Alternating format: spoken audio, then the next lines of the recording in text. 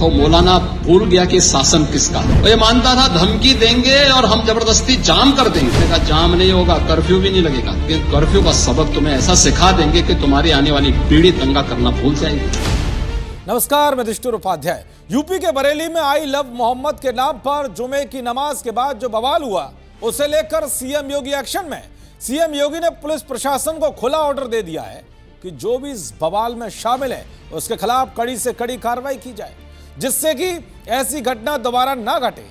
जिसके बाद पुलिस भी ताबड़तोड़ एक्शन ले रही है। आपको बताऊंगा कि हिंसा के मामले में मौलाना तौकीर रजा को गिरफ्तार करने के साथ ही पुलिस ने क्या बड़ा एक्शन लिया है जिसने हड़कंप मचा दिया है, और इस बवाल में किस बड़े नेता का नाम भी सामने आया है।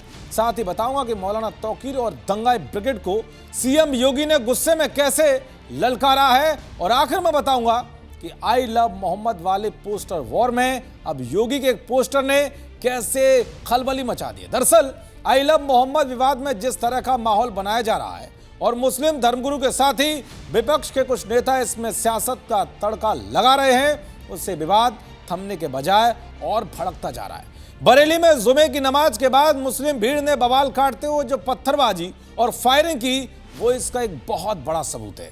लेकिन ये उपद्रवी भूल गए थे कि यहाँ योगी बाबा का राज है। जो भी यहाँ दंगा करता है उसका इलाज भी तगड़ा होता है।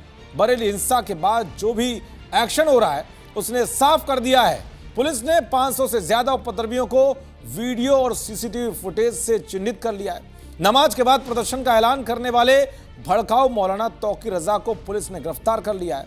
इसके अलावा पुलिस कर्मियों पर पथराव किया और फायरिंग केस में करीब 2000 अज्ञात और कुछ नामजद लोगों के खिलाफ 6 एफआईआर दर्ज की गई है।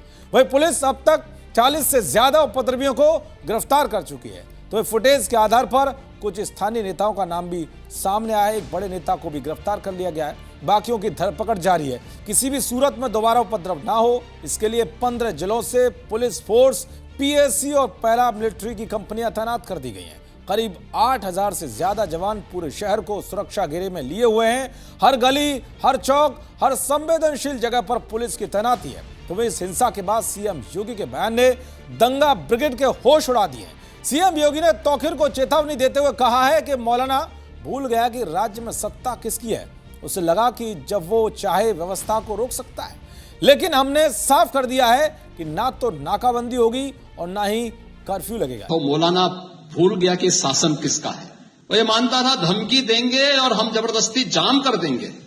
हमने कहा जाम नहीं होगा, कर्फ्यू भी नहीं लगेगा, लेकिन कर्फ्यू का सबक तुम्हें ऐसा सिखा देंगे कि तुम्हारी आने वाली पीढ़ी दंगा करना भूल जाएगी।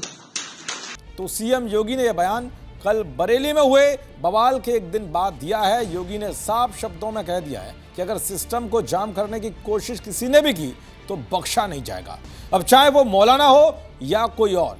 तो वहीं यूपी के डीआईजी अजय साहनी ने अपने बयान में कहा है कि सुनियोजित साजिश के तहत हिंसा बढ़ाने की कोशिश की गई और टारगेट पर पुलिस वाले थे। पुलिस वालों पर फायरिंग की गई, पत्थर चलाए गए। बवाल के दौरान कई पुलिस कर्मियों को छर्रे भी लगे। उधर लखनऊ में पोस्टर वॉर में एक नया मोड़ आया है।